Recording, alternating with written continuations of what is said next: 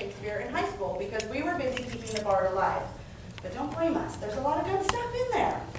And we're going to show you some of that good stuff tonight. I know the professor has a program note, a little bit about it, but in short, vaudeville and Shakespeare do go way back, and it's because there's a lot of good elements of vaudeville in a show. Like this current show that you came to see tonight has all kinds of comic mistakes and misunderstandings and jokes, but we have some very exciting news for you.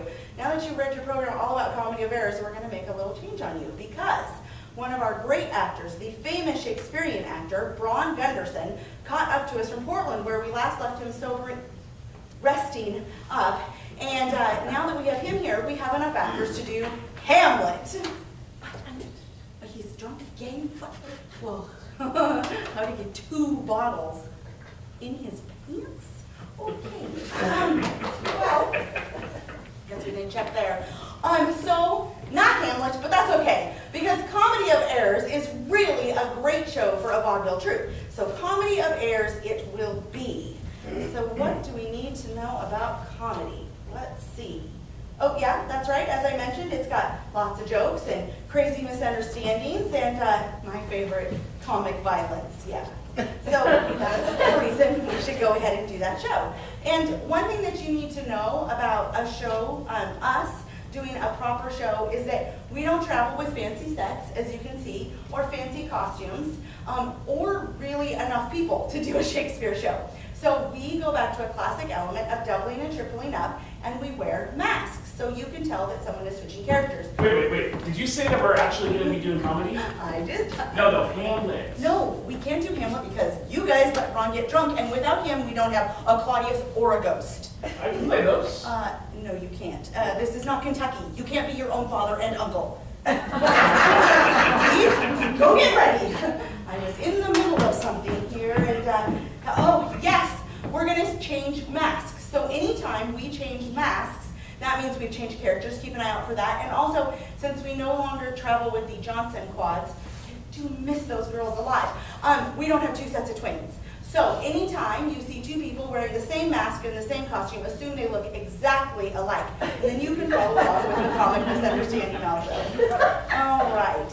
So I think that's everything that I needed to tell you, except that just have a great time and enjoy Comedy of Errors.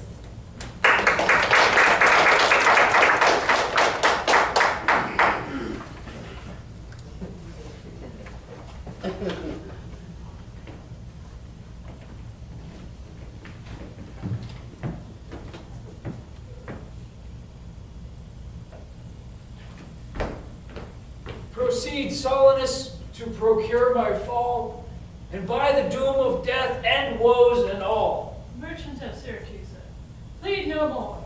I am not partial to infringe our laws. It hath in solemn synod been decreed, both by the Syracusians and ourselves, to admit no traffic to our adverse towns. Nay, more, if any Syracusian born come to the Bay of Ephesus, he dies. His goods confiscate to the Duke's dispose, unless 1,000 marks be levied, to quit the penalty and to ransom him. Thy substance, valued at the highest rate, cannot amount to 100 marks. Therefore, by law, thou art condemned to die. Yet this my comfort, when your words are done, so my woes end likewise with the evening sun. Well, Syracusian, say in brief the cause why thou departest from thy native home, and for what cause thou camest to Ephesus.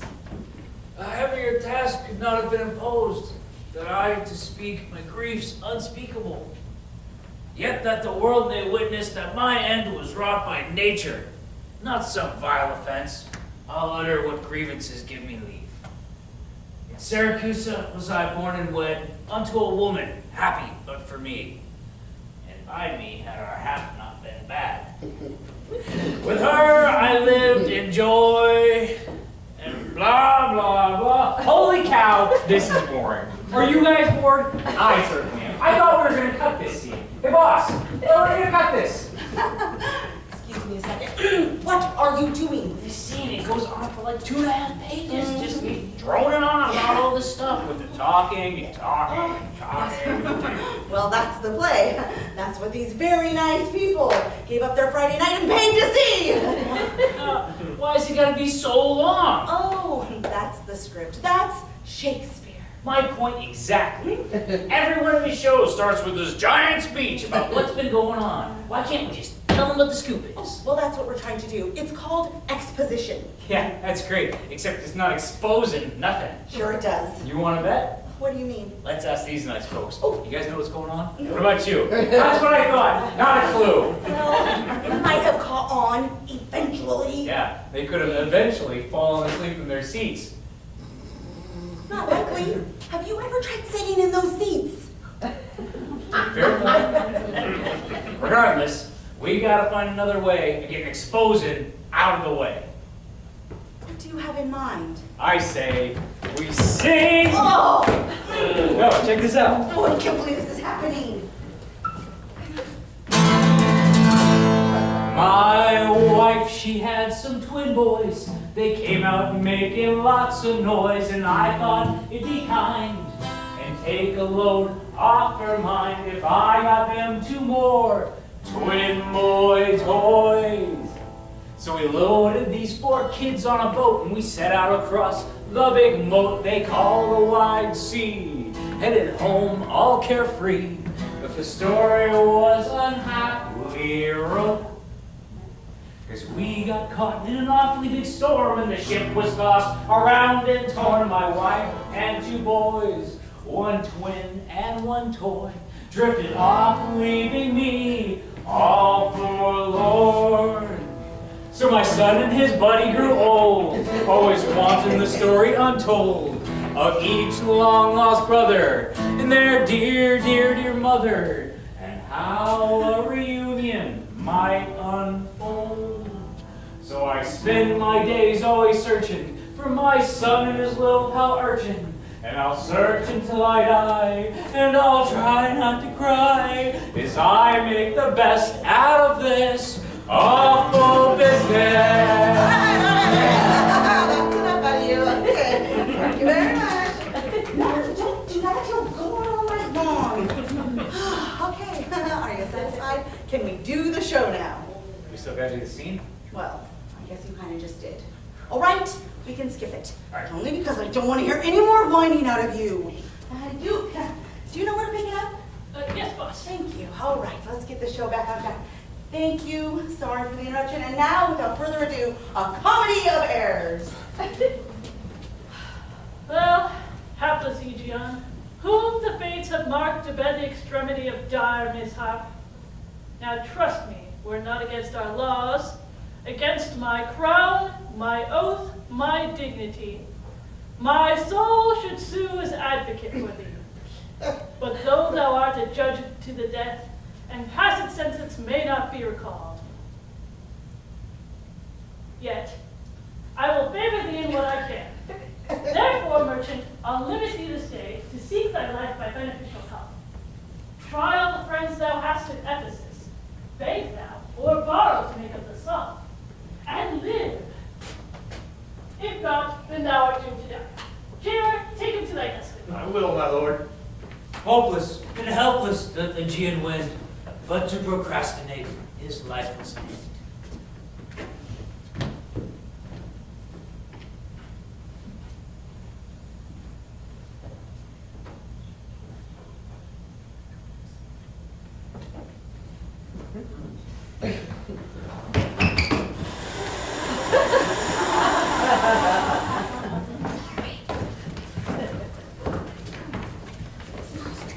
Therefore, give out you all of Epidamium, lest your goods too soon be confiscated. This very day, a Syracusan merchant is apprehended for a rival current, not being able to buy out his own life. According to the statute of the town, dies ere the weary sun sets in the west. There is the money that I have to keep. Stop! Just stop! What are you doing? I'm just doing the show. No, you are juggling. Yeah, I thought we were working our acts into the show. We are not working our ass into the show! But Egg's got to work his act into the show. to me very carefully. This is just to show that we're doing straight, okay? Yes, I should have stopped eggs, but that opening monologue is just so awful, all right? But from now on, this is just to show that we're doing from top to bottom. Got it? Thank you. Why do you care? Because it's theater. Yeah, that's right. It's theater. And you were just out here talking about this guy being from Syracuse, and he comes to Ephesus and he dies. And nobody out here can understand that because you were juggling. That's right. You were juggling. Besides, if we were doing Hamlet, the words would be even more important. Jeez, already with the Hamlet. Stop! I'm just saying. Bottom line is, this show is vaudeville enough without you guys trying to throw your axe into it. It's got everything. It's got one-liners and puns and slapstick and idiots. Everything we need. So, from now on, we're not working our axe into the show. You guys all got that back there? You no good deadbeats? No axe. Right? The next one of you that tries to work your act into the show is fired. F-I-R-E-D, fired. Yeesh, don't need to yell. Okay. You have my solemn promise that from now on you will get the show you paid to see. A comedy of errors, just not with these airs.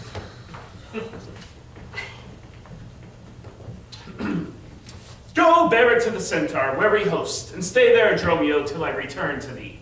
Within this hour it will be dinner time. Till that I'll view the manners of the town, peruse the traders, gaze upon the buildings, and then return and sleep within mine inn, for with long travel am I stiff and weary. Get thee away. Many a man would take you at your word, and to go indeed, having so good a mean. A trusty villain, sir, that very oft when I am dull with care and melancholy, lightens my humor with his merry jest. What, will you walk with me about the town and then go to my inn and dine with me? I'm invited, sir, to certain merchants of whom I hope to make much benefit. I crave your pardon. Soon, at 5 o'clock, please you, I'll meet with you upon the mart, and afterwards consort you till bedtime.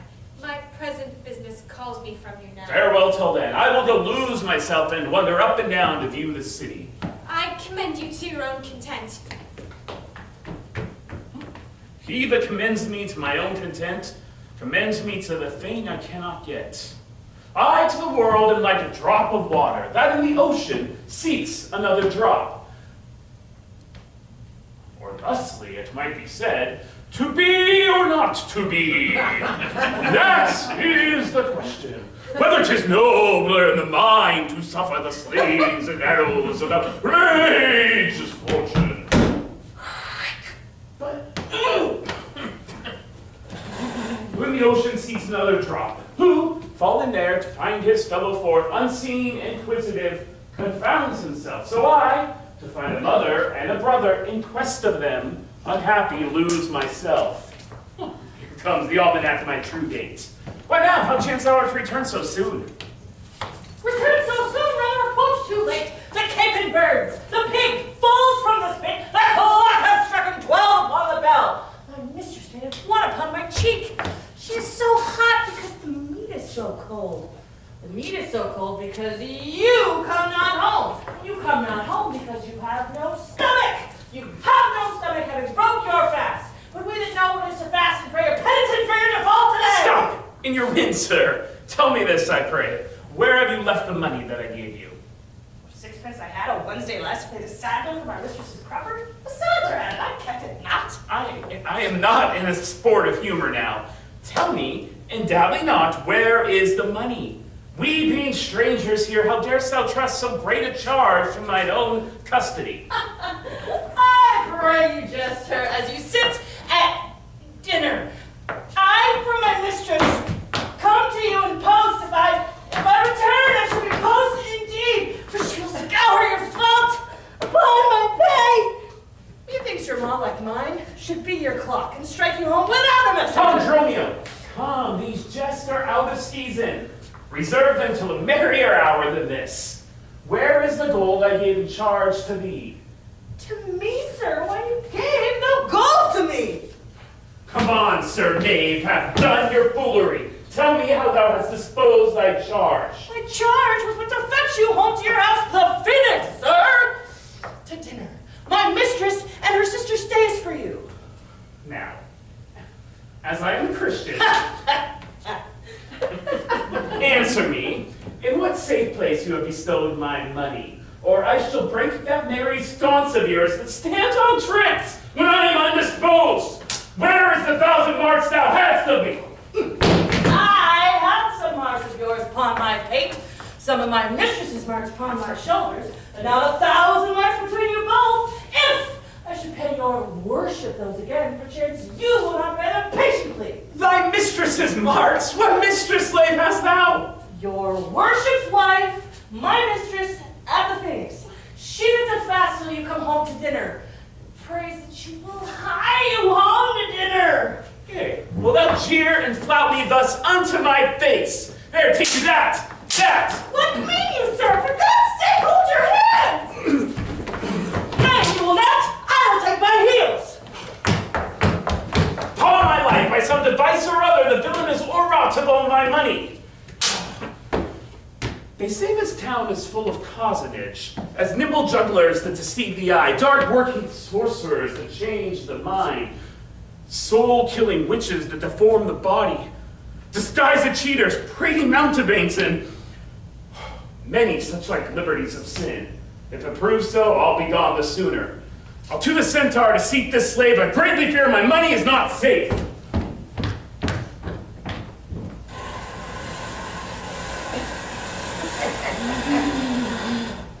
Neither my husband nor the slave returned, but in such haste I sent to seek his master? Sure, Luciana, it's 2 o'clock. Perhaps some merchant hath invited him, and from the march he's somewhere gone to dinner. Good sister, let us dine, and never fret. Time man is master of his liberty. Time is their master, and when they see time, they'll go or come. If so, be patient, sister, Why should their liberty than ours be more? because their business still lies out a door. Look, when I serve him so, he takes it ill. Oh, no, he is the bridle of your will. There's none but asses will be bridled so. Why, headstrong liberty is lashed with woe. Men are masters to their kings and their lords, and let your will attend from their accords. This servitude makes you to keep unwed. Not this, but troubles of the marriage bed. But were you wedded, you would bear some sway. Ere I learn to love, I'll practice to obey. How if your husband starts some other where? Till he'll come home again, I would forbear. Patience unmoved. No marvel though she pause, they can be meek that have no other cause. Well, I will marry one day, but to try. Here comes your man, now is your husband nigh.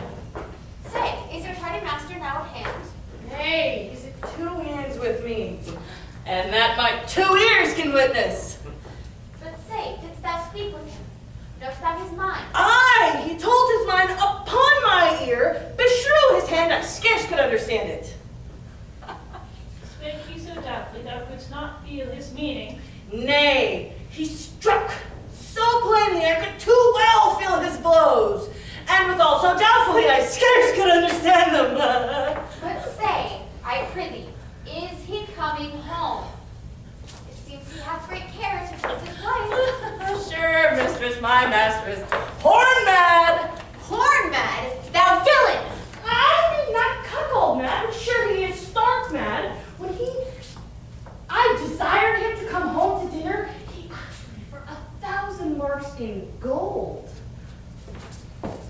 'Tis dinner time, quoth I. My gold, quoth he. Going to burn, quoth I. My gold, quoth he. Will you come, quoth I. My gold, quoth he. Where is the 1,000 marks I gave thee, villain? The pig, quoth I, is burned. My gold, quoth he. My mistress, sir, quoth I. Hang up thy mistress! I know not thy mistress! Out on thy mistress! Quoth who? Quoth my master. I know! Quoth he. No wife, no house, no mistress. And so my errand due unto my town, I thank him, I bear home upon my shoulders. For in conclusion, he did beat me there. Go back again, thou slave, and fetch him home. Go back again and bring new weeks home? For God's sake, send some other messenger! Back, slave, or I will break thy pated cross. And he will bless that cross with other beating. But when I shall have a holy head. Hence, pretty peasant, and fetch thy master home. Am I so round with you as you with me, that like a football you do spurn me thus? You spurn me hence, he will spurn me hither. By last in the service you must case me leather! My, how impatience loureth in your face. His company must do his minions grace, whilst I at home starve for a merry look. Hath homely age the luring beauty took from my poor cheek? Then he hath wasted it. Are my discourses dull? Barren my wit? If voluble and sharp discourse be marred, unkindness blunts it more than marble hard. Do their gay vestments his affections bait? That's not my fault, he's master of my state. What ruins are in me that can be found by him not ruined? Then is he the ground of my defeatures. My decayed fair, a sunny look of his would soon repair. But, too unruly dear, he breaks the pale and feeds from home. Poor I am but his stale. Self-harming Ulysses. Fie, beat it hence. Unfeeling fools can with such wrongs dispense. Since that my beauty cannot please his eye, I'll weep what's left away. And weeping, die! How many fond fools serve bad jealousy. The gold I gave to Dromio is laid up safe at the Centaur, and the heedful slaves wandered forth in care to seek me out. By computation in mine host report, I could not speak with Dromio, since at first I sent him from the mart. Oh, see, here he comes. Ha ha! Now, how now? Is your merry humor altered? As you love stroke, so jest with me again. You know no centaur, you receive no gold. Your mistress sent to have me home to dinner. Ha ha! My house was at the Phoenix. Was thou mad that thus so madly thou didst answer me? What answer, sir, when spake I such a word? Even now, even here, not half an hour since. I did not see you since you sent me hence, home to the Centaur with the gold you gave me. Villain, thou didst deny the gold's receipt and told me of a mistress and a dinner, for which I hope thou doubtst thou was displeased. I am glad to see you in this merry vein. What means this jest? I pray you, master, tell me. Well, jeer and flout me in the teeth. Thinkst thou I jest? There, take me back. Oh, no, sir, for God's sake, now thy jest is earnest. Upon what bargain do you get at me? Because that I, familiarly, sometimes will use you for my fool and chat with you, your sauciness will jest upon my love and make comment of my serious hours. If you will jest with me, know my aspect, and fashion your demeanor to my looks. Or else I shall beat this method in your sconce. Sconce, call you it. So you will leave these batterings? I had rather have it at head. And you use these blows long? I must get a sconce for my head and then sconce it too, or else I shall seek my wit in my shoulders. But I pray, sir, why am I beaten? Dost thou not know? Nothing, sir, but that I am beaten. Shall I tell you why? Aye, sir, and wherefore? For they say that every why hath a wherefore. Why, first, for flouting me, and wherefore for urging it the second time to me. Was there ever any man thus beaten out of season when the why and the wherefore is neither rhyme nor reason? Well, sir, I thank you. Thank me, sir, for what? Marry, sir, for this something that you gave me for nothing. Well, I will make you amends next to give you nothing for something. Say, sir, is it dinner time? No, sir. I think the meat wants that I have. In good times, sir. What's that? Basting. Well then, sir, 'twill be dry. If it is, sir, I pray you eat none of it. Your reason? Lest it make you choleric and purchase me another dry basting.